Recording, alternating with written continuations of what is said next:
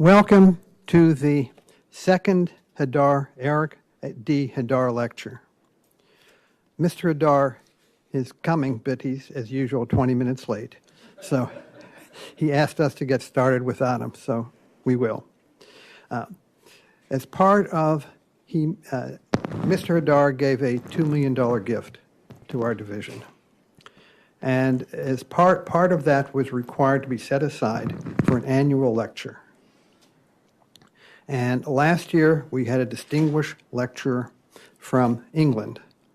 This year, we have a distinguished lecturer from the United States, from the distinguished state of Colorado. And I'm pleased to welcome you all to this. It is going to be an interesting and exciting morning as we hear from all the work that's going on in Colorado in the marijuana field. So with that notice, I turn it over to my colleague, Francis Levin. Thanks, sir. Okay, thank you. It's my pleasure today to introduce Paula Riggs. She's a professor in the Department of Psychiatry at the University of Colorado. And for over 12 years, she's served as the Director of Psychiatric Services for Adolescents and the Director of the Addiction Research and Treatment Services for the Division on Substance Dependence. Let me start by saying that I've been an admirer of Paula's work for at least, or I should say almost, 3 decades, so that goes back a while for both of us. She's received numerous honors, including the American Association of Directors in Psychiatry Residency Training, ADPERT Chart Fellows Ginsburg Award for Excellence in Teaching and Research, Outstanding Mentor Award for the American Academy of Child and Adolescent Psychiatry, ACAP, and also ACAP's Outstanding Program Director Award for Leadership as the PI of ACAP's NIDA K-12 Physician Scientist Career Development Award. I'd actually like to comment on this last activity because I have felt honored to be on the executive committee of this NIDA K Award. And what I can say is watching Paula in action is someone who is extremely passionate about addiction research and also recognizes the critical need to develop the next generation of clinical researchers who have expertise in both child psychiatry and addiction. She has mentored many of the current leaders in adolescent addiction, including Tim Willens, Oscar Buckstein, Kevin Gray, and I could go on, but it's a small cadre, and she really is doing an incredibly important niche for the country in producing this next generation of researchers. She has over 100 scientific articles and over 200 invited extramural lectures. She's talked extensively on numerous addiction topics that focus on adolescents, such as national trends in marijuana use, as well as how to treat adolescents with substance use disorders, such as and comorbid psychiatric disorders, including depression and ADHD. She has a long track record of state and NIH funding. She was a past PI of the Rocky Mountain Clinical Trials Node, part of the CTN network, and she really is relentless in her mission to bring empirically based treatments to community settings. As you may be aware, and why we're having Paula talk today, is over half of the states in the United States have approved marijuana and or its cannabinoids for medicinal uses, and 8 states and Washington, D.C. have legalized marijuana.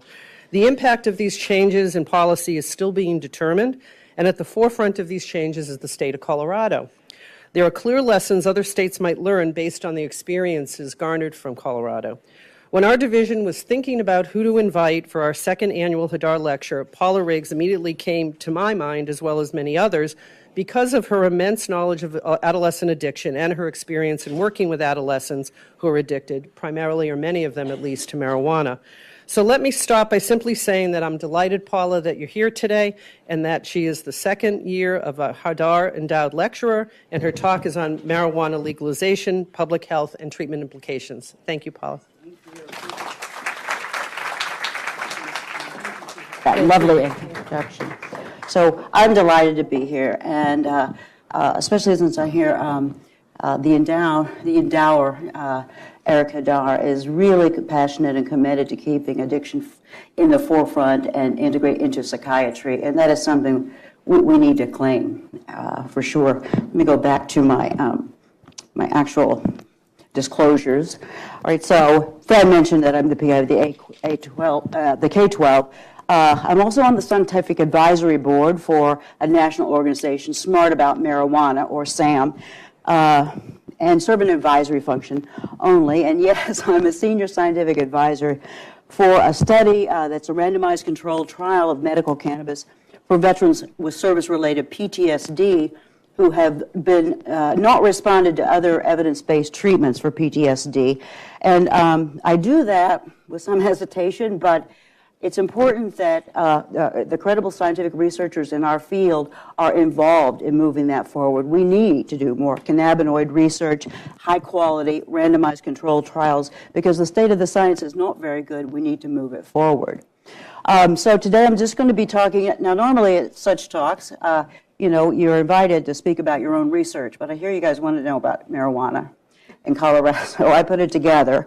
And I'm glad to be able to speak about that because I don't think, because I'm not really listened to much in Colorado, clearly.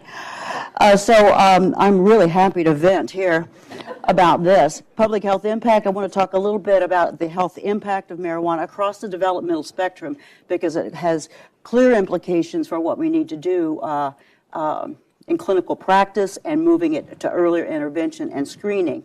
And y'all in the back should just have a seat instead of stand. Oh, yeah.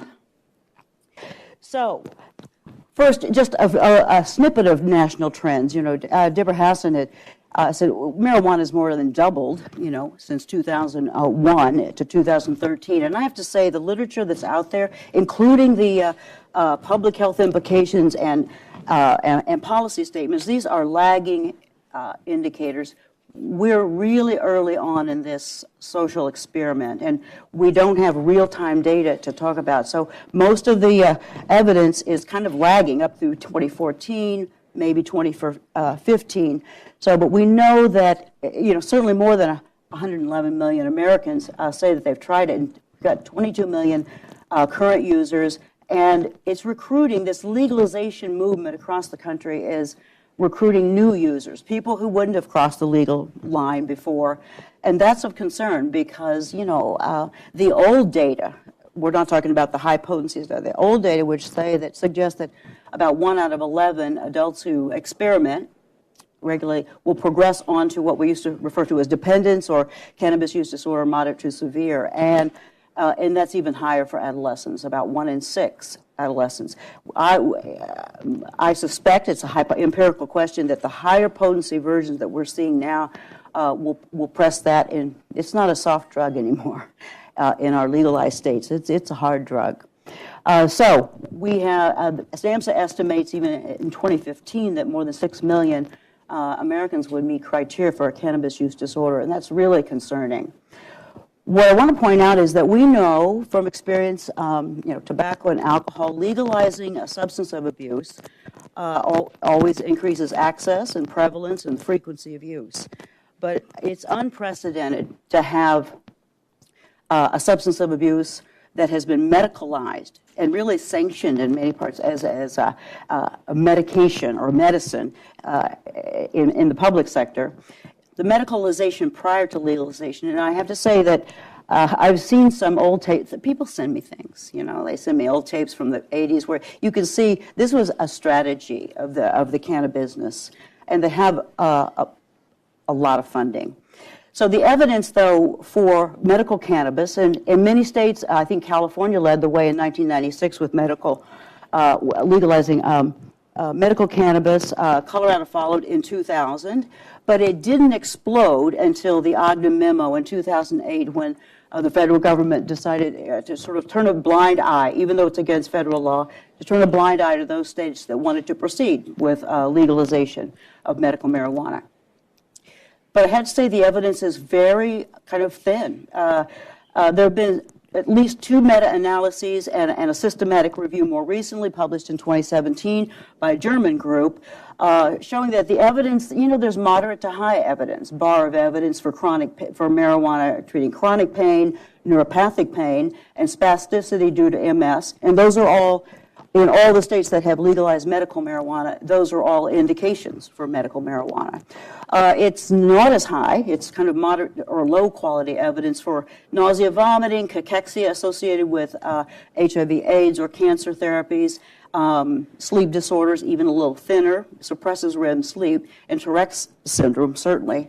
And the German group was even tougher. They raised the bar of evidence, and they were suspicious that it really had very limited evidence for anything, even neuropathic pain.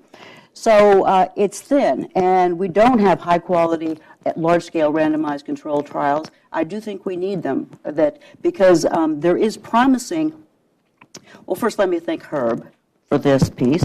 He was on the committee. The American Psychiatric Association, it's really very important that our psychiatric associations, I know that ACAP, the American Academy of Child Psychiatry, has come out with a similar statement that there is no current, and there still isn't, no current scientific evidence that marijuana is in any way beneficial for the treatment of any psychiatric disorder. In contrast, the evidence supports that there's a strong association between marijuana use and psychiatric disorders or symptoms, and adolescents are particularly vulnerable, given the effects of cannabis on neurologic development. Thank you for that, Herb. Thank you for that. Yes.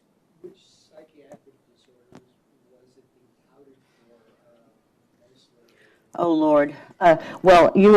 PTSD. And there are, to my knowledge, 2 states now, and I have to say, unfortunately, Colorado even did this.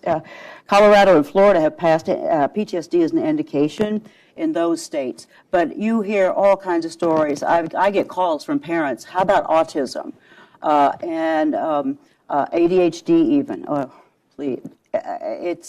There's nothing else really on the roster like this getting ready to go, but PTSD is increasingly being considered without adequate evidence.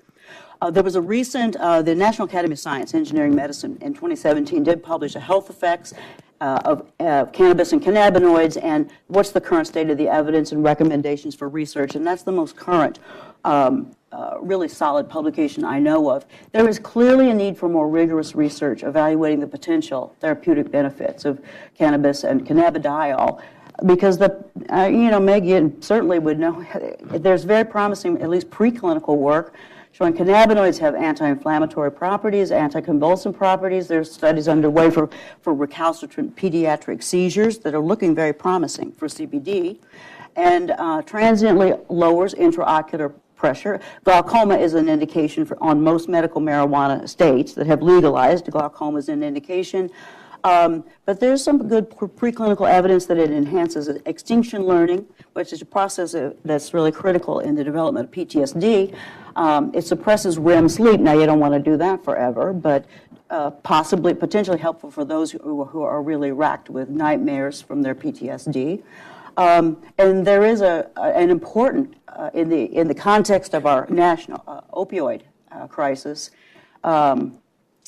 there's a lot of buzz around, but not any randomized controlled trials yet about do cannabinoids help you wean off or reduce your reliance on opioid pain medications? And that's a question that really needs to be rigorously studied. So the Schedule 1, FDA Schedule 1 classification has not helped us in terms of, moving the field forward for research. But we're really stuck because current cannabis research at most institutions requires, NIDA supplies the cannabis, and you have to go through all kinds of hoops to do this kind of research. But I think it's unlikely it'll be rescheduled.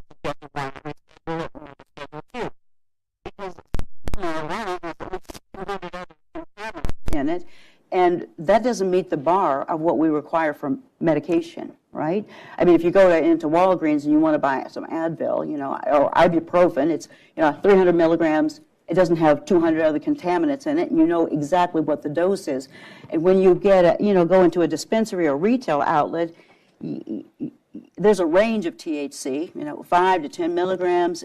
In Colorado now, the average THC potency of a joint, smoked joint, 17% THC. That's really high, but it's a range. Imagine a script for, 5 to 10 of Xanax, right? Whatever you think. It doesn't meet the criteria for medication. So we're stuck with that, but Schedule 1, we got to do something about that. So what is really going on here, though? because I really want to alert you, and this is old, as Fran mentioned, more than half of the states have legalized cannabis or cannabidiol or both for medical conditions or retail sale, and at least 8 states now, not 4, have legalized both recreational. And it's moving, it's on the ballot, it's November, and we'll probably see more. It's an amazing strategy. Usually within about 2-3 years of medical legalization, it'll be on the ballot for the voters to vote for legalization. Now, you've held the line here. You've had medical marijuana for a while and not passed legalized recreational. Decriminalization and legalization and the medicalization has been associated across the country, has been associated with a decreased perception of risk. And history tells us that that usually predicts greater use in the future, and certainly that's true among adolescents and adults. We certainly, a strong indicator is we've certainly seen an increase in the prevalence and the frequency of use amongst young adults. Adolescents, maybe we're holding the line, but again, these are lagging indicators. And when you see the bellwether of decreased perception of risk, you could expect that that's going to push it to higher levels of use in the future. This is a marketing strategy, and as from a business perspective, kind of a brilliant one. It's medicine. Not only is there a perception in Colorado, it's a benign recreational drug, no big deal, and not only that, it's medicine to boot. That's a tough sell. It's proven to be kind of impervious to data.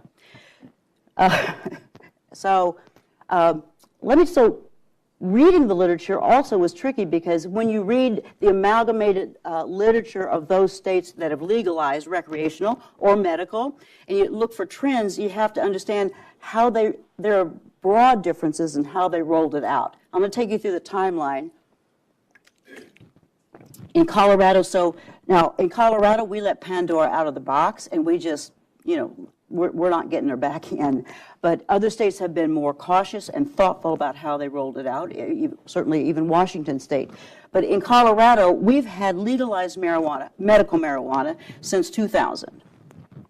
And between 2000 and 2009, when we made dispensaries, caregivers, and we had the explosion of medical marijuana dispensaries, between 2000 and 2009, according to the Colorado Medical Society, no one who had a medical indication for marijuana, those listed, had any trouble getting it if they needed it for MS, spasticity, all the conditions I mentioned previously. However, Ogden Memo opened the door. Feds turned a blind eye to medical legalization. And so the next year, we passed legislation in Colorado making dispensaries could be caregivers, not just physician and one-on-one or a certain number of patients.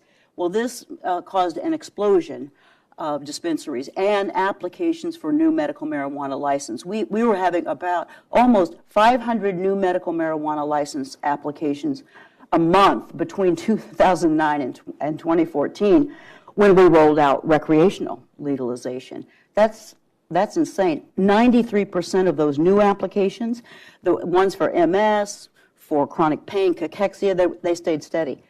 But shot up, 93% were for pain. And it wasn't even specified physical pain. It could have been emotional pain. I could have qualified for the emotional pain that this whole thing has caused me. I could have. I mean, if I'd gone in. And there were clearly physicians there were some physicians who did finally ultimately really get in trouble for 5,000 licenses. That's not caregiver. You don't even know who those patients are. But one thing I wanted to say, does this look like a pharmacy? I mean, it's really important the difference between the cannabis and cannabis-based medicine. In Colorado, well, let me just take you back to this timeline. You see, we then passed legalized recreational. In 2013, we rolled it out. The first retail stores came online January 1, 2014. There was an enormous line lined up for getting these licenses. But we've had a proxy legalization since 2009, the medical marijuana. So that's how long we've been kind of at this.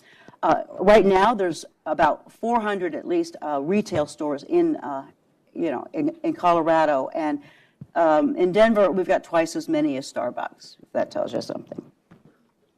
So, you know, this whole medicine business, I mean, does that look like medicine? These products, if you've ever, anybody walked into one of these dispensaries, retail or otherwise? Oh, good, okay. Well, here's what it looks like. I mean, there's gummies, there's edibles. We tried, we really tried. I served on a regulatory panel in the fall of 14. The Department of Regulatory Agencies asked me, several other esteemed, you know, researchers, faculty members at the university, at the School of Medicine, also dispensary owners and other people in the cannabis, served on the regulatory panel. This is traumatic, okay? Just give me a minute. So they turned to me, you know, I had done my homework, and they, at one point they turned to me and said, well, Dr. Riggs, what should go on the warning label?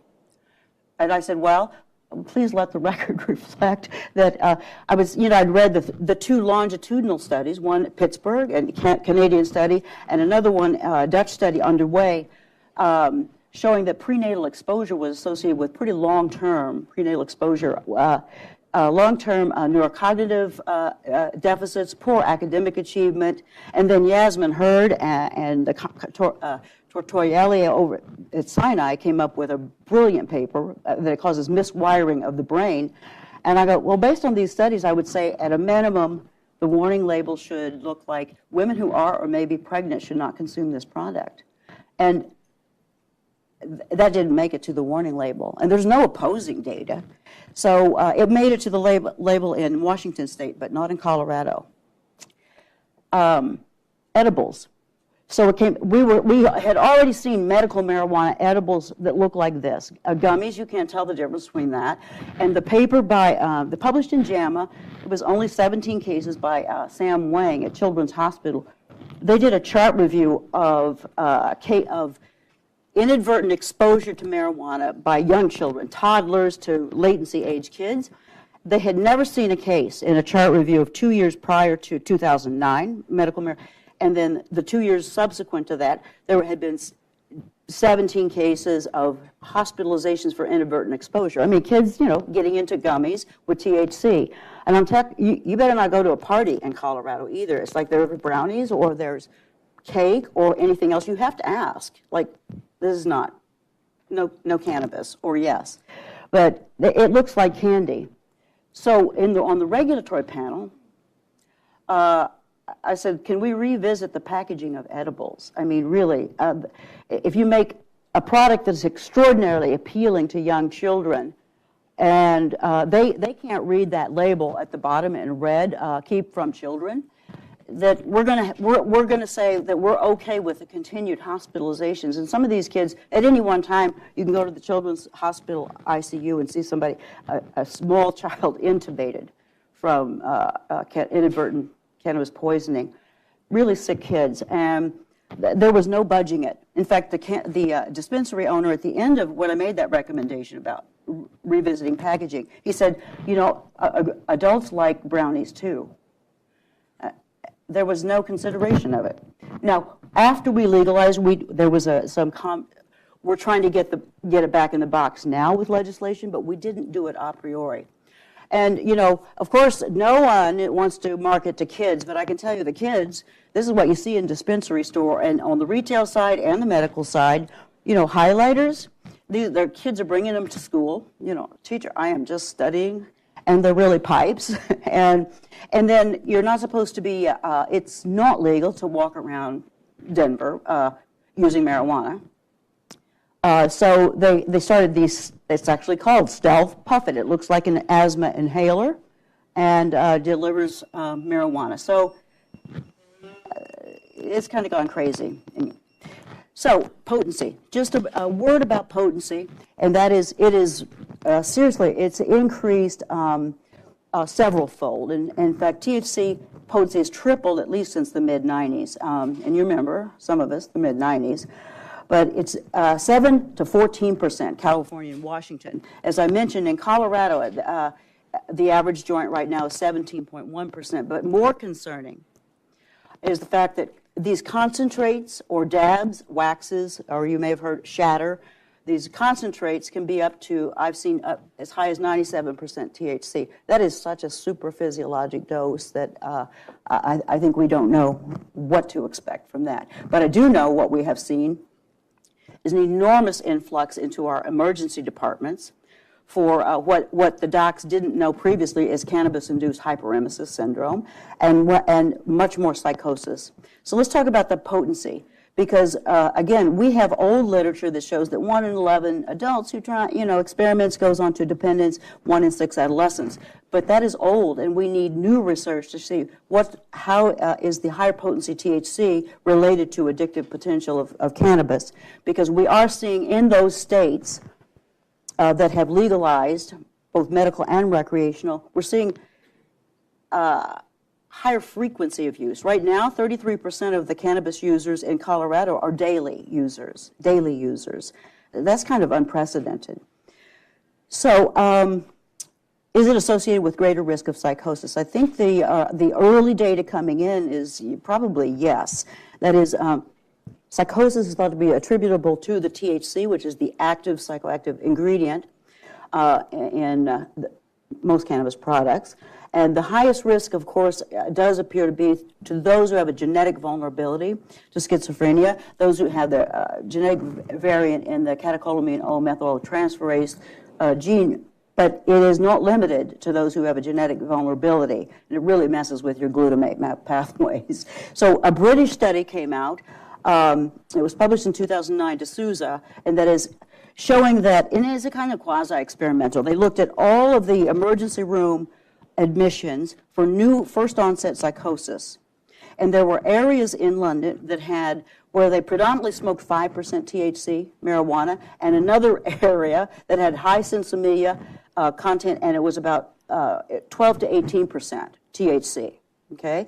And so they looked at all the ED admissions, and the low potency, well, the high potency was, if you were not a daily smoker of the high potency, you had 5 times increased risk of new onset psychosis. If you were a daily user of the high potency, you had 12 times the risk over those using the low potency. Now, some countries took that to heart, like Uruguay. They have sort of a legalized marijuana as well, but they limited the potency of all marijuana products to 15%, predominantly because of this study. I'm so tired of going down to our legislative, to the state capitol and testifying. We proposed the same. We proposed, let's keep it at 15%. Now, of course, we already had waxes, things that were 90% THC. They actually, it was snorts of derision. There was no way they were going to consider that. And in the hallway there's guys with very nice suits, all part of the cannabis business, lobbying. So I'll tell you some research we need, and that is we need neuroimagers in the audience. We need an fMRI study of what happens in the brains of our government officials and policymakers. Well, the part of the brain where that is the seat of fiduciary responsibility, protect public health and safety, when the voters have spoken and you've legalized this, because it appears to me that it's political suicide to even have the appearance of interfering with the growth of this industry. And so clearly our leadership has a conflict of interest, and at least implicit. And we're seeing it in reports from the state Colorado Department of Health, Education, and Environment. The way things are framed, I'll show you what I mean, but we need an fMRI study in that. Something happens to the fiduciary responsibility. Let's talk a little bit about trends in use before we look at the health impact and then the policy and clinical implications and research implications. So there has been, across states that have legalized, it looks like an increased prevalence and frequency of use, especially amongst young adults, 18 to 24. And remember, you're college age. And, I love my hippocampus. I really like my hippocampus. And it kind of trashes. It really interferes with memory, short-term to long-term conversion. And you've seen the dendrites and the axonic processes, and it destroys neural bodies. It's not good for your memory. And So it's very concerning. We haven't seen, so far the data coming in, we haven't seen a significant bump in adolescent use. But the states that have legalized medical marijuana had higher use prior to legalization. That's a marketing strategy, of course. I mean, if you have higher rates of use and acceptability, where are you going to go first to do your legalization attempts? So we also know that the medical marijuana legalization and then recreational is associated with a decreased perception of risk. And that's true across the country, but it's more true and a greater or less perceived risk in legalized states. One thing that's wrong with our measures, some of our measures, capture, have you used at least one day or more in the past month? That's called regular use. But a lot of our instruments are not capturing how many days out of that month. One study showed that of those reporting in high school students, of those reporting past month use, at least one day, about 40% use 10 or more days out of the month. And that's a level multiple times per week that's been associated in adolescents with the persistent neurocognitive deficits that may or may not be reversible, and the 6 to 8 point reduction in adult IQ, looking like you might not get it back. So it's very concerning. We need to measure this better. In our Healthy Kids, everyone was waiting for the Healthy Kids Colorado 2015 survey to come out because we rolled out legalization in 2014. The last one is, we do it every 2 years. 2013 to 2015, we want to see, is there an impact on the kids? Are they getting it? So, interesting frame. Not in the 2013 report. This report said 4 out of 5 Colorado high school students have not used marijuana in the last 30 days, as opposed to the usual presentation, 1 out of 5 had. Interesting frame. And Colorado doesn't differ from the national average. All right, so people send me things, right? And I know you can't read this, but it's okay. But I get these stealth things in my inbox. Where'd you get that? Well, this is sort of a more detailed review, and I'll just walk you through a little bit. A more detailed review. There's 21 districts in the Healthy School Districts in the Healthy Kids Colorado survey. It's kind of problematic, but the important part is, all right, so here's freshmen, 2013, 2015, here's the percent change. If it's in green, it means it's a reduction. If it's in red, it means it's an increase. So sophomores, 13, 15% change. Juniors, same thing. Seniors, same thing. So it's kind of all over the place, but what impressed me is they're reporting the average hasn't increased. And okay, there's a 41% increase here, 90% increase here. There's large reductions, 32% reductions, 18% reduction, 23. Big reductions and big increases. You don't report those data. I mean, I'm not a biostatistician, but you don't report those data that are so bimodally distributed in that way. So when you look at these, 50% municipalities can opt out. If you legalize, municipalities like Colorado Springs, or more than 50% of the towns or municipalities in Colorado opted out. No legalized recreational stores in our place. And I bet you $1 that may be what's going on. I've requested that the CDPHE, would you reanalyze it that way? And this is a year later. They have not. It's supposed to be public. We've requested the data. We'll do it. We'll analyze those data. We haven't received it. I'm just saying you have to be careful how you look at the data and look at it carefully, because it would be it would have tremendous public health implications if you saw that in Denver, Pueblo, and the big centers that have many dispensaries and retail outlets, if the youth have bumped 90%, 50% increases there, whereas in the municipalities that opted out, you saw decreases or holding steady, that has important public health implications for your proximity to and we're not seeing that analyzed. So just be careful when you read the literature. Let me talk about, and Fran, how am I doing on time? So I want to make sure. What does that mean? You got like 15 minutes. 15 minutes. Okay. Okay, thank you, because I have gone over before. Yes. So, all right. So what are we seeing? If you just pile it all together, we're seeing believable statistics. all the states, well, Denver and Seattle, a report came out in 2016, Maxwell and Mendelsohn, and then our legislation mandated that when we legalized it, we would have a study group looking at the impact in 2016 as well. So these are the findings from the most recent data we have, and certainly we're seeing increase in ED visits, Seattle and Denver, and poison center calls and inadvertent exposure in young children, hospitalizations all over the place. And in Colorado, where we have more detailed data, 1% now of all of our emergency department visits are related to cannabis. Psychosis, cannabis-induced hyperemesis, now that the ER docs are onto that, some delirium. It's really critical.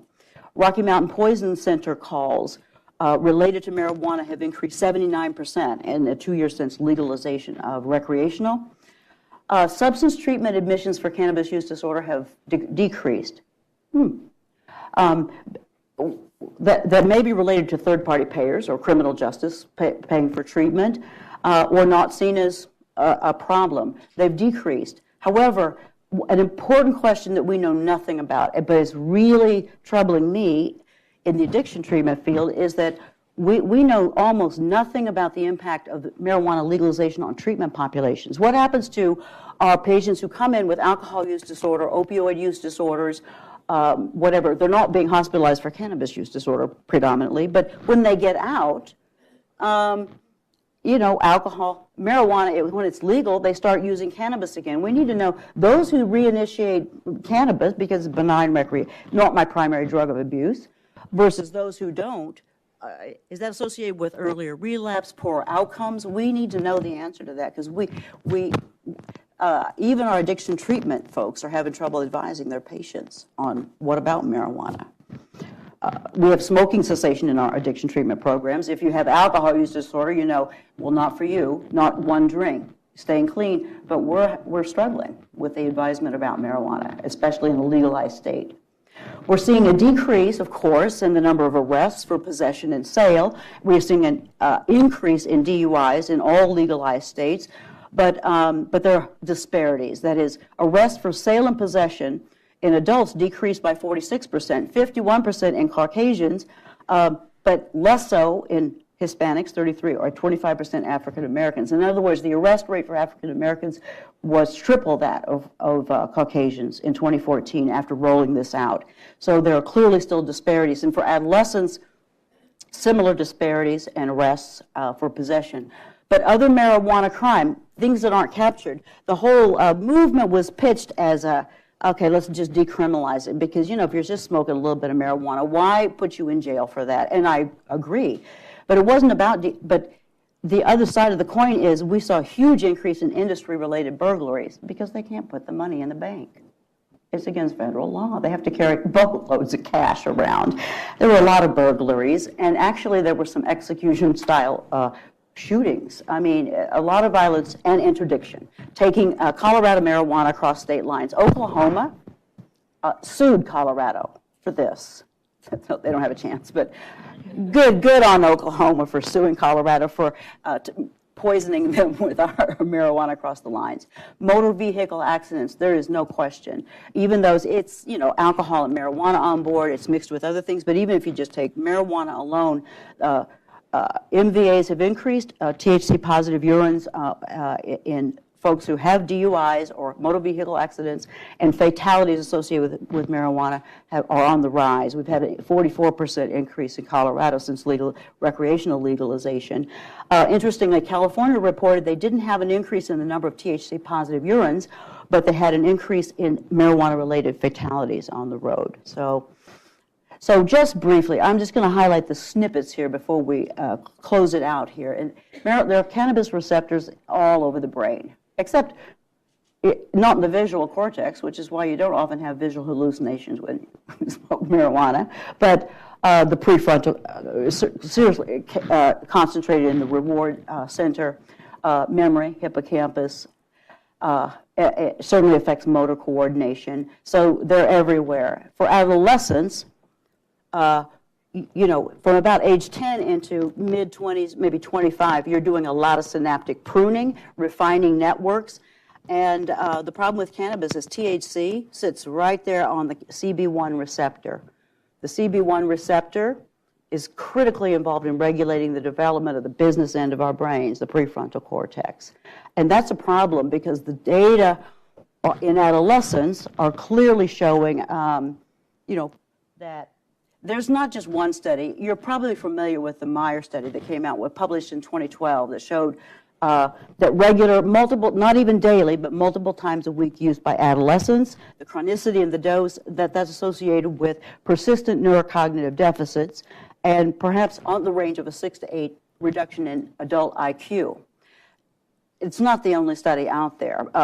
Pope et al., 2003, I think it was Brooke et al., later, 2020. We saw adolescents, people who start before the age of 17 versus after, persistent neurocognitive deficits. They didn't do the IQ testing, but this is not a new report, but the IQ was. So 4 times risk of psychosis with adolescent onset, and double the risk of depression and anxiety disorders, not immediately, but in your early adulthood, early to mid-20s. And it certainly does appear it's a gateway drug. I hate to use that term because everybody has a different interpretation, but it certainly predicts progression onto other drugs, but we don't know about opioids. Certainly 85% of young injection heroin users report that they started using or abusing prescription opioids as adolescents. Well, that tells us we need to get into the schools and do universal screening earlier because they're bypassing the treatment system. We don't see them again until they're injection heroin users in the criminal justice system. So it's also deleterious to reproductive. I love that this prenatal exposure I was really hounding on because when we legalized marijuana, both medical and then recreational, on this Department of Regulatory Council I was mentioning, there was an OBGYN nurse and an OBGYN physician, and I was mentioning the longitudinal studies that I'm a child psychiatrist, like they were unaware of the studies, and one of the nurses says, "Oh my God, are you kidding me?" It's like, no, I'm not kidding. And so she said, our docs are turning a blind eye. I mean, a lot of women are using it for morning sickness in first trimester or nausea, and they're saying it's okay. That practice, I think, has changed, but providers, clinicians were not aware of the risks. So there's a lot of provider education that we have to do. What I love, though, is this paper came out right down the street at Mount Sinai. One of your best cannabinoid researchers is Yasmin Hurd. A paper by a first author, Tortoriello, and Yasmin Hurd is an author, a contributing author. What's beautiful about this paper is we think that about 1/3 of the THC smoked by the mother crosses placental barrier. She showed what was beautiful about the paper is that the messy human studies, those longitudinal studies I mentioned, she put all the animal data in the same review paper. And when you see convergence, you got a clearer signal of what's going on. So we should do more of that in our review papers because the human studies are going to stay messy. But what it showed is that it looks like it's associated with miswiring of the fetal brain. That is the little, just to be in the weeds with this, the little neurites, when they're ready to grow to their final destination, have microtubules around the axonic process. There's a gene product that turns on that loosens the microtubules so the neurites can get out of their straitjacket and go to where they're supposed to go, prefrontal cortex, wherever. I know I'm oversimple, but you got it. And so anyway, THC sitting on that membrane prevents the loosening of the microtubules. They can't get to where they're going. And the autopsies of postmortem fetal brains and the animal data converge. Looks like that's what's going on, is the miswiring. That kind of tells us why we saw the longitudinal study showing persistent deficits in abstract reasoning, poor academic performance, et cetera, at the biological level. We were seeing, I mentioned the inadvertent ingestion, but it is not benign in people who have brains that are developed. In adults, I mean, it certainly affects impulse, motor control, decision-making at the executive functioning level, fluency, short-term memory, sustained attention, and response time. And it's affecting the economy, too. They're businesses. I know a particular story. Home Depot tried to hire a pallet driver to stock at night And they require, you can't have a positive urine for THC or any other drugs to do this job. They had to interview 75 people to find one THC negative person for that job. So what has recently happened is they go, they've just lowered the bar. Like you can have some, that's kind of what's happening in Denver, because you can't find anyone with negative urine. So it just begs the question when we go back to adolescence. If there's a neurotoxin in the air or the water that at least conservative 50% of our kids are going to be exposed to, and 1 out of 6 of those are going to be exposed at levels associated with significant reductions in IQ and persistent neurocognitive deficits, if there's anything else, we would be all over that. So I speak, and I'll just wrap this piece up before we talk. I speak at a lot of public health. I'm just giving away the punchline, turning that back. You saw it. It's so, when I tell a joke, it's so what I do. I thought, why is this message not penetrating? Because I used to speak at a lot of public health symposia, and I would go the 6 to 8 points IQ. No one in the audience was recoiling with, oh my God.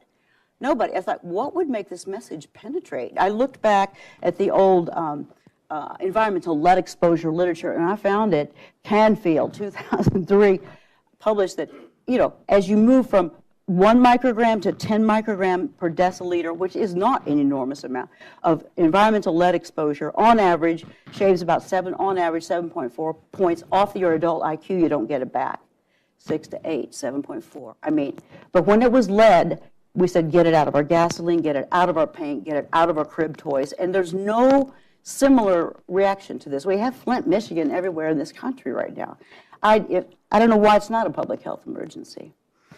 So I'm going to end, I made a little bit of a laundry list, but there are policy experts in this audience today, so maybe we can close it down a little early and have some discussion about this, because we've got to improve and standardize how we collect the data, and we got to get it more proximal to what's happening now, and surveillance methods, and accurately assess the public health impact and the costs associated with this, I think, pretty risky social experiment we're engaged in here across the country.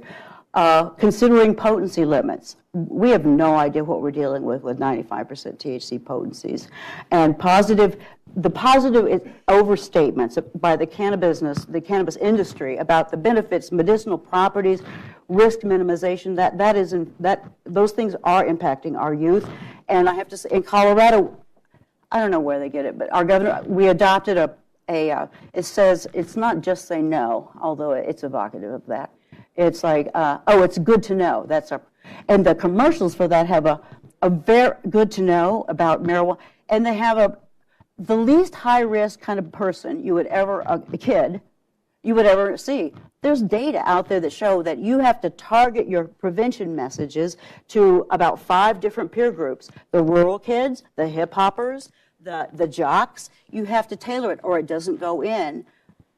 We have to get out there and make our policy government officials adopt evidence-based prevention messaging and evidence-based treatments.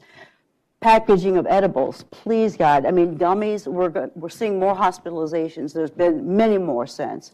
And the vets are also complaining. The pets are coming in really knocked out from picking up eating the brownies on the floor after the parents get high. We got to get serious about the research.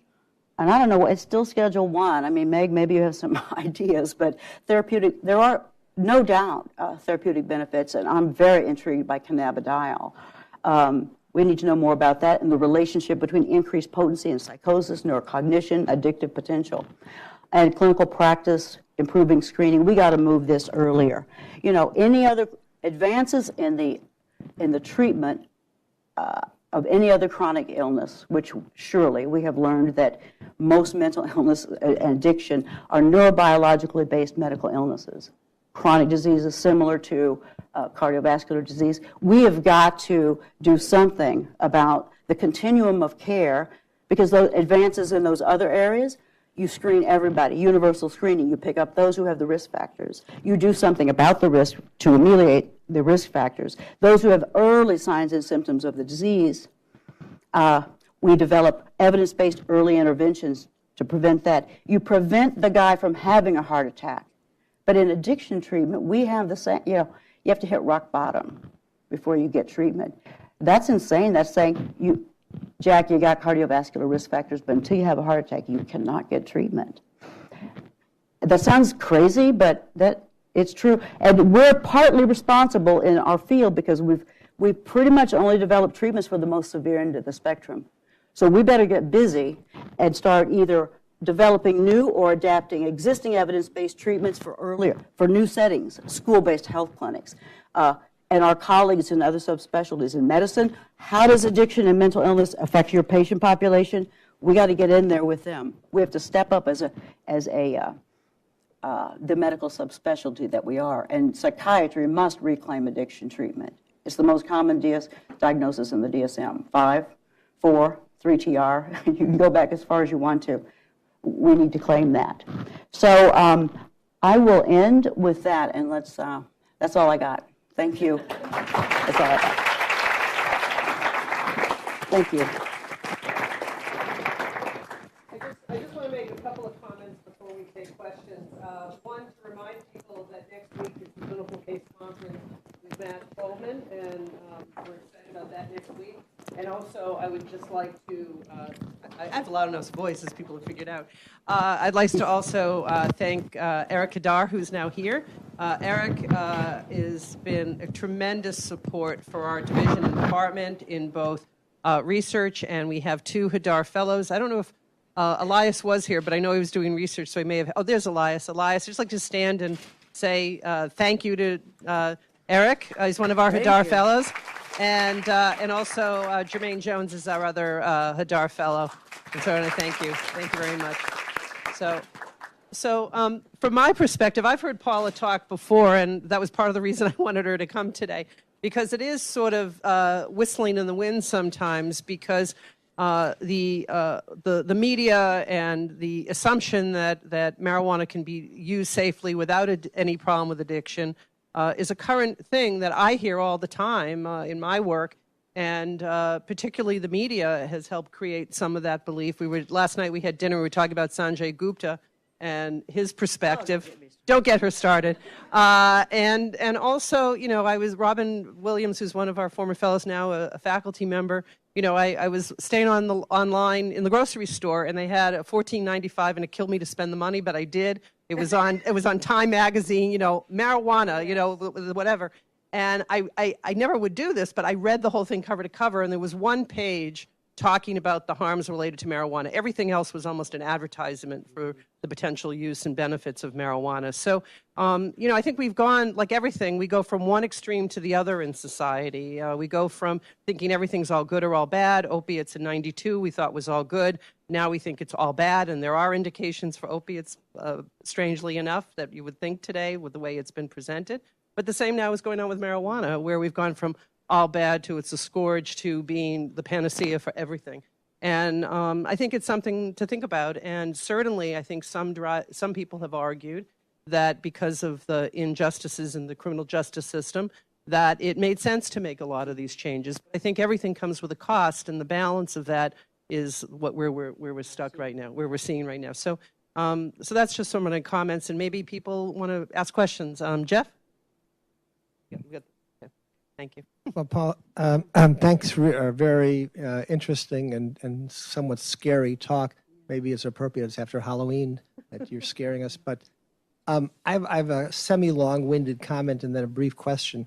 So, if you talk about cannabis and the way it's been used recreationally up until, this liberalization, it's hard to make a case that it's, and I'm of the generation that sort of our parents said, reefer madness, it's like the devil and it's going to make you crazy and poison you and so forth and so on. So, but it's hard to say that it's any more dangerous than any other recreational intoxicants that are legal, like tobacco or alcohol. So there's a strong kind of justification for why are we coming down so hard on this, and it's politics, culture, and so forth. But at the same time, your state is ground zero, and you've got Governor Hickenlooper has got a tiger by the tail, and how to manage this problem. And the commercialization of cannabis products with increase, it's like the tobacco industry adjusting, nicotine concentrations to foster addiction. The increase in the concentration, the different forms of administration is taking it to an unprecedented level that we have no idea what the consequences are. So it's, completely understandable to be really wary and concerned and sounding these alarms. That's my comment. Question. So it's been used in other countries legally or much more liberally for a long time, particularly the Netherlands or Afro-Caribbean populations. What have the consequences been? Yeah, those kind. If I could, yeah. If I could just. Is this on? Okay. I mean, a couple, because that was a longie. So you did. But a couple of things you said. I used to get the question frequently that, well, is it worse than tobacco and alcohol? And yes, and no. Is that the question we want to ask? Is it worse? Because those, I know that's not your question, but I gotta, because is that the question? Did we learn nothing from tobacco and alcohol? Because that costs us, just tobacco alone costs us more than suicide, motor vehicle, everything. Put together. And so the point is, when you legalize a substance of abuse, you will get increased frequency of use and whatever, and we can expect that we'll have a public health impact. Tobacco, kill you in the end, but doesn't impair you. Marijuana, anti-inflammatory, doesn't look like it causes much lung cancer if you smoke it either, but you're more impaired.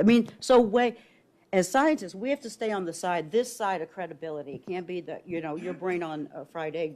We have to be right on that line. What's good, what's bad about, what's causing harm. Let's see, there was at the Netherlands, I actually don't know I did not prepare that. I can't. They go, and I don't know if they have limits on potency, so I can't speak to the Netherlands. They haven't commercialized it nearly to the point that it is here, and in my knowledge of the data, there haven't been droves of, increases in frequencies of. Did they have medicalization first, though? Because I don't believe so. That is, here we have the double whammy of it's medicine. Now, that was brilliant because they had a whole infrastructure. All the medical dispensaries, they have one door you go in, and the other door is retail. They had the infrastructure all built before they were ready to roll it out. But we reduced the perceived risk even further by saying it's medicine. We listed things that it was good for without a good bar of evidence. I think we have a little bit of a different beast here. My colleagues in the Netherlands have said that the potency is not as high as in the United States, and also that they've actually been closing a lot of the shops, and they make it much more difficult to access these coffee shops, as they're That's called. right. I can't speak Yeah, to Uruguay. yeah. So those that are other countries legalizing it current time, because Netherlands have it forever. As I mentioned, Uruguay, they said, based on the evidence, I think the potency is going to be limited 15%, and that is it. And that's what's legal to sell. So that's a big driver. The potency, we haven't seen potencies like this ever. NIDA can't produce the potencies. Meg? Yes, Meg. So I have so many thoughts right now. I just want to share with you. I know, right? Your head's exploding. So just to reiterate what upside down situation we're in, just when this country, as we were discussing last night, just when we need carefully controlled data the most, the research is harder to do than it ever has been. So even though we, with Richard Fulton and others, have had Schedule I licenses to study marijuana that we get from NIDA for over 20 years, now to try to do studies asking, does it help with pain, does it help, and do placebo control, something that's not done in our country. Must have. There's expectancy marijuana is going to do something when the media is telling you it's going to do something, so we have to control for that, and we have ways to do that in the laboratory. These studies are harder to do than they ever have been.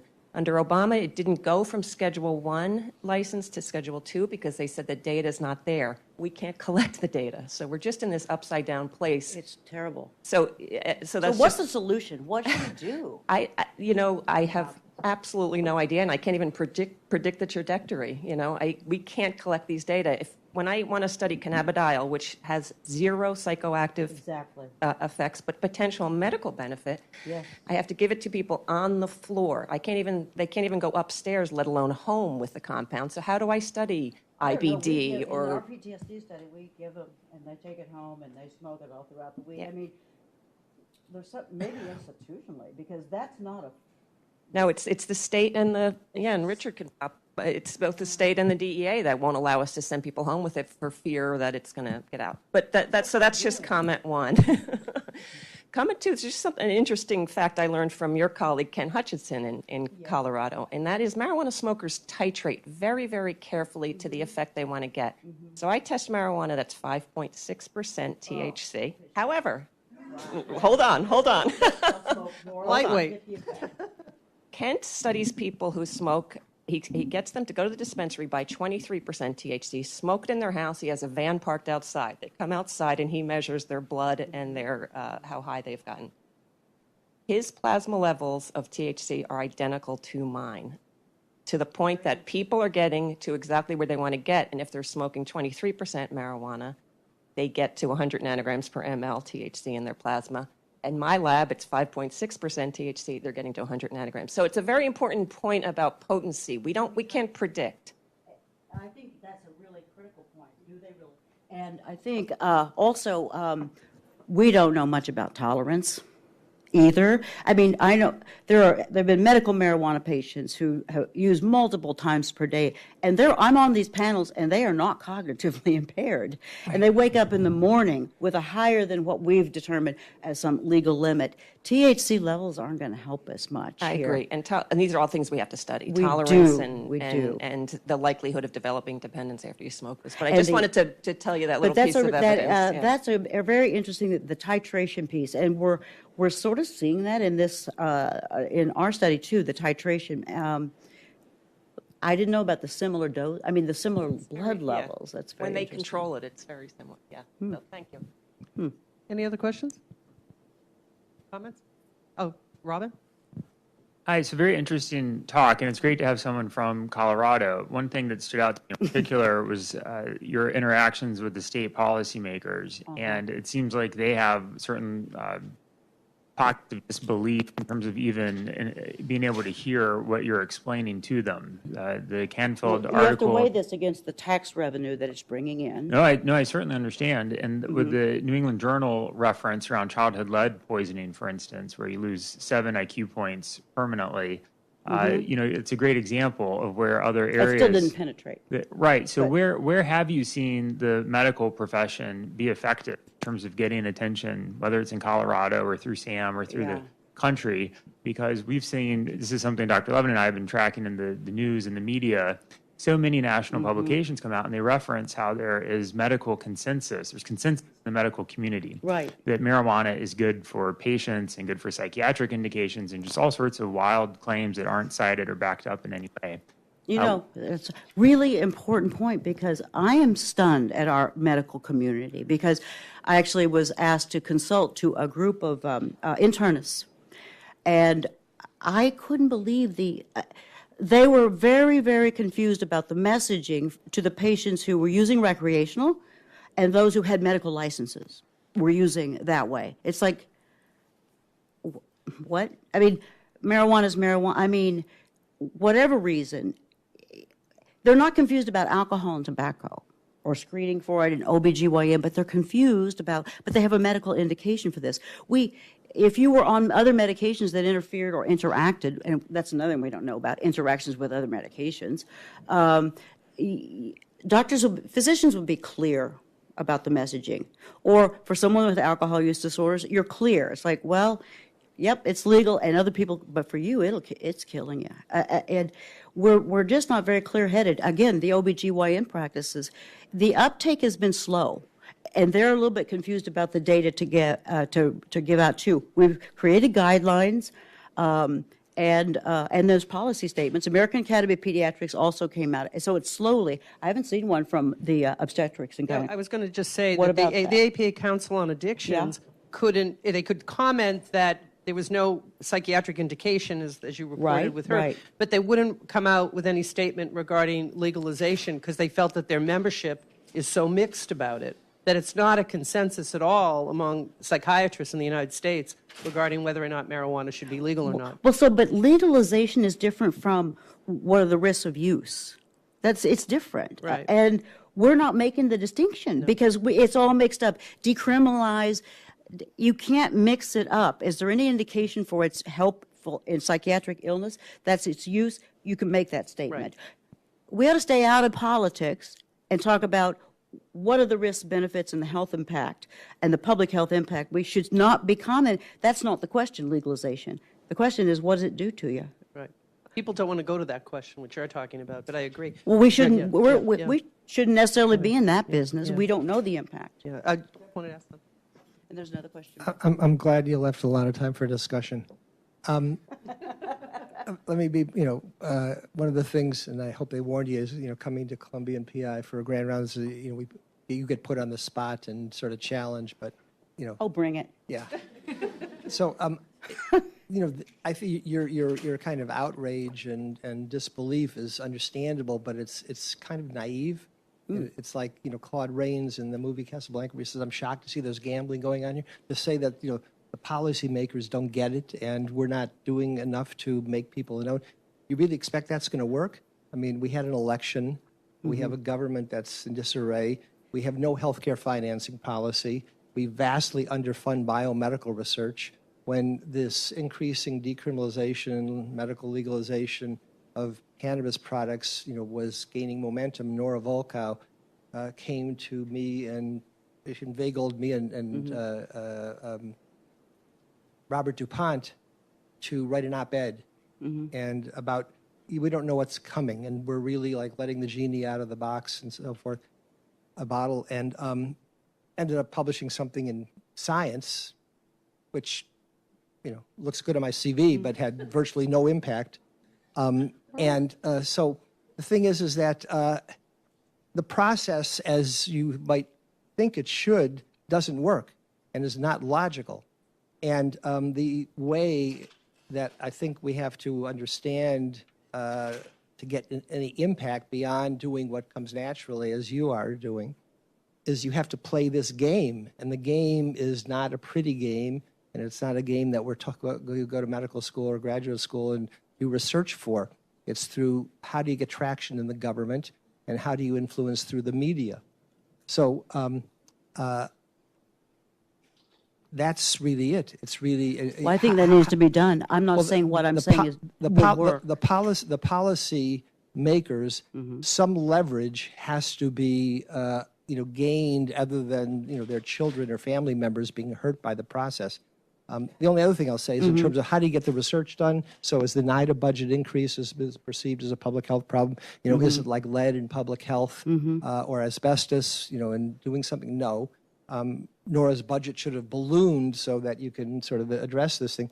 But since there's so much money going into investing in cannabis products, like tobacco and alcohol, they have to do something good.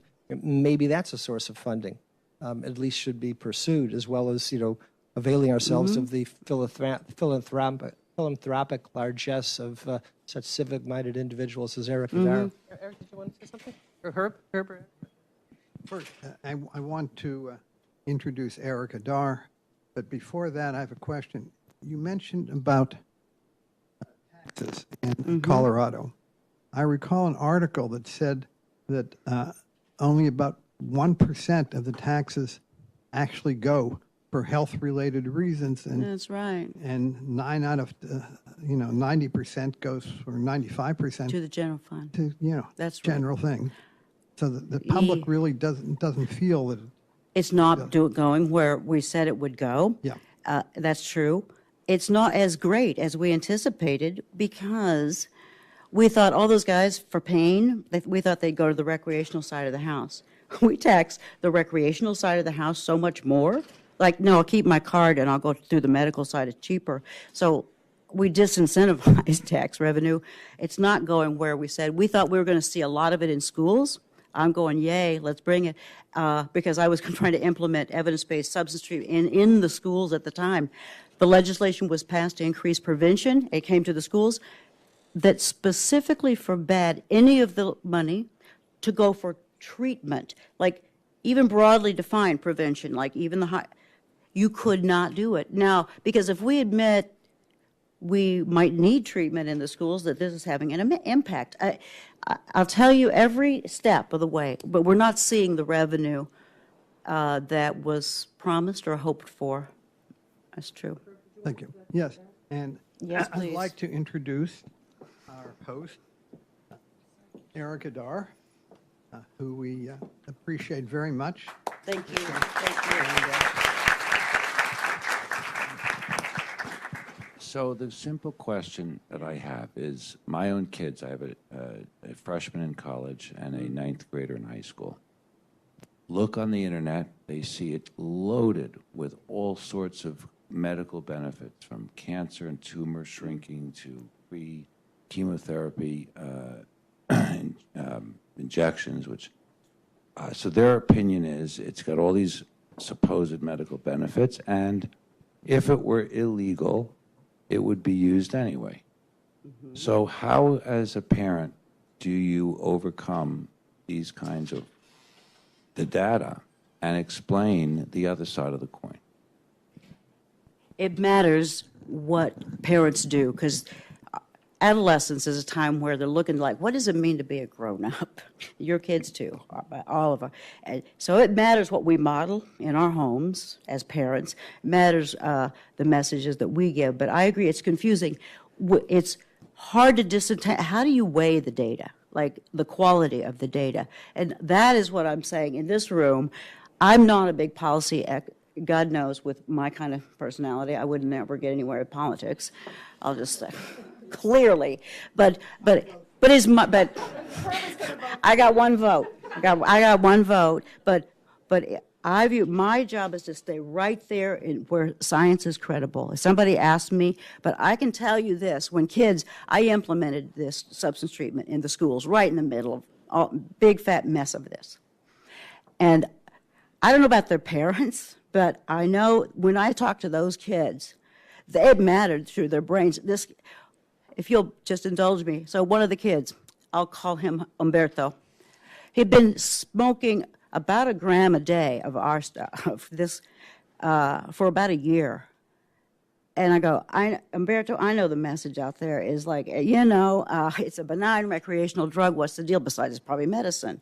But I'm just telling you, I'll give you the paper if you want it. But the paper just came out that, 6 to 8 points off your adult IQ, the amount that you're smoking has been, I don't know if it happened to you, but that's what it's associated with. And he was referred to me because he got in trouble for a drug or alcohol school offense. I do the eval. I told him that, 6 to 8. He comes into my therapist the next week, and he goes, yo, Erica, I don't need this treatment anymore. And she goes, why? Well, Riggs told me about the 6 to 8. I'm going to need the 6 to 8 because I want to go to business school. And he stopped. I mean, he actually did. We verified. He stopped. Now, she said, you might need this treatment anyway, drug refusal, you're going to be in such a way. So he did the treatment. But if you just stay credible, it matters to people. And they know when you are credible. You can't overclaim. But I agree. You look on the internet, how do you teach your kids to scientifically weigh the evidence? Well, here's a randomized control trial, and here's what the dispensary is marketing. I don't know. In Colorado, I don't have an answer for it, because in Colorado, the weight of evidence is just equal. It's fine. If a dispensary owner says it's not affecting kids, that weighs as much as a randomized controlled trial or an excellent epidemiologic study. So I don't know. I don't have magic dust for us, but we just hammer away at the science. I have to say the press didn't do due diligence when we were coming up to the medical marijuana legalization people. They were interviewing all the time. We're sitting in our offices looking at data on our computers. They didn't come and seek us out. Maybe we should have been out there more. But after legalization, they were herding into my office. So I agree with you. Dr. Lieben, I think we need to be out there saying what the science shows, at a credible voice. Is there one snippet that we can use to say this works as well for pain management or not? Is there Well, works as well? Is there any? I think we can't say it right now. I think there's God, we need a controlled trial. I Oh. suggested it would be nice if there was a short and sweet way to say Motrin is as good for pain management or something like that. As marijuana, we don't have a, I couldn't credibly say that, but you're right. We need some credible evidence. I refer people, just go to NIDA. You want credible scientific evidence, just go to the NIDA website, and they have a lot of I don't know about other websites, but that's where I refer people who want legit scientific knowledge. But we can't say those things because of the barriers to research. We're ready to go as soon as we can get the research funded.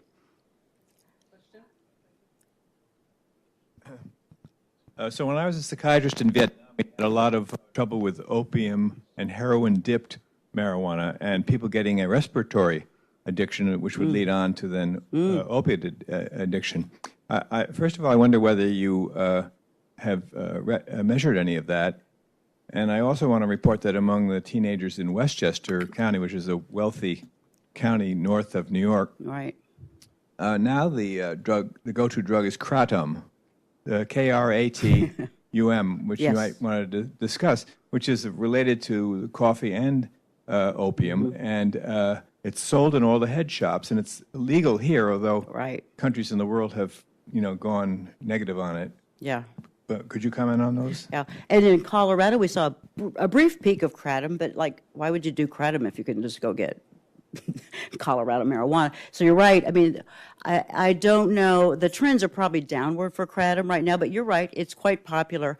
But to your point about the mixing, it was commonly said no one ever died of marijuana overdose. Nobody ever died. And the chancellor, former chancellor of the University of Colorado Boulder, he said, on my watch, I saw 3 deaths related to marijuana. And here's how it happened. It was the frat party, the alcohol poisoning, intoxication. We need research on this. If you get really drunk and you're smoking weed at the same time, antiemetic, and you can't throw, he saw 3 kids die on his watch of alcohol poisoning in combination, and they didn't.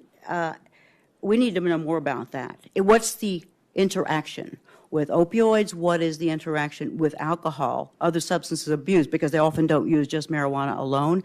Those are empirical questions we don't have the answers to yet, but we're trying. We're trying. I know probably at time we're over. I got asked one question to put to you. What do you think about the sin tax? I mean, based on what you just said, that if they are taxed in one way, they're going to use it through another route. And I was just curious what your thought is about that. Well, you mean that they're going to use it, there are people who are using anyway, why not decriminalize it? And certainly that's a valid point. The thing is, when you legalize a drug, it's recruiting new users. And whatever, maybe you start as a recreation, but it's recruiting people who wouldn't have crossed that line, new users, millions of new users, and a certain proportion have vulnerabilities, they will progress. And it was 1 out of 10 or 11, and it's going to be more than that. So, and the industry itself is pushing towards that. It's like the Starbucks punch card. Oh, 9 lattes, you get the 10th one free. I mean, seriously. So the business is not interested in the person who uses once a month at a party. They really want you to come by and get your latte every morning, every day. So they're also pushing the industry for greater frequency as well. So I think legalization has its consequences in that way. But Any other questions, or one more? Okay. Yes. I can stay if you guys want to stay. So, Yes. Last I find question. politics these days too depressing to discuss, but I think it is Yeah. useful to maybe think a little bit about the alcohol example Yeah. on the flip side, which is that there's a huge stigma now around having a drink during pregnancy. And that's maybe a success story that isn't Or smoking something a that cigarette. is illegal, or smoking a cigarette. That's right. And I think it's testament to our ability in the medical profession to actually stand up and deliver a clear message that gets through and generates stigma. And that's, Agreed. against what was 30, 40 years ago, where doctors would say, have a drink or two and relax during the pregnancy. It's probably good for you. Doctors smoked a lot back then, too. Yeah. But I think that's maybe on the flip side where us having a clear, unified voice, even if we can't change politics, Yes. can have a big impact. Yes, and that's what we need. It's as if we learned nothing from tobacco and alcohol. I mean, we're starting over again. I mean, so we need to be clear because it's, as I say, OBGYNs, pregnant mom, they're all over cigarettes and alcohol. Do not do, and yet they send a mixed message with marijuana still. And we aren't mixed messaging about alcohol and tobacco, prenatal exposure. We don't have billboards, of a woman smoking marijuana or doing a vape while pregnant and saying, we got to push the dial with science, with research. Okay, and our last comment, Jeff? I just want to make one other comment to get you to react to. No, this is a positive way. This is a positive way. But I wonder if the cannabis isn't the leading edge of a social trend that's broader, which is kind of the reintroduction of what previously were recreational intoxicants that were much more prolific in the 60s and 70s, and bringing them back through the guise of medical, uses and so forth. So cannabis is clearly the leading edge and is verging towards medical use to even decriminalization, legalization. But then you've got ketamine, which is being used even beyond the evidence that shows how it can be effective. And then you've got MD, ecstasy, that's being proposed as a therapeutic tool for PT. And then you've got hallucinogens, which are being studied to some degree for palliative care or intractable other conditions, addiction as well. Now, it's not to say these aren't potentially useful and they shouldn't be studied, but I wonder if this isn't part of a larger process. Without the Woodstock fun of it. Yeah, it may be. I'm not in a position to say what's the movement. I mean, clearly, so much addiction. Our lives have got to be just good enough without altering, right? They just aren't. I mean, for a lot of people. So it's just marching across the country. I don't know if it is. I'm just a measly little scientist trying to keep the research. I have no dog in the fight except for here's what the data show. I just thought I'd tell you. And I don't know how to answer you. Is this a wave moving across? Yeah, this is a wave. It's a tsunami moving across the country, opioids and cannabis. And we're going to pay a cost for this. And it is a social experiment. And so we just need to be on it and speak and write and do research so that we can, because we've been here before with alcohol and cigarettes.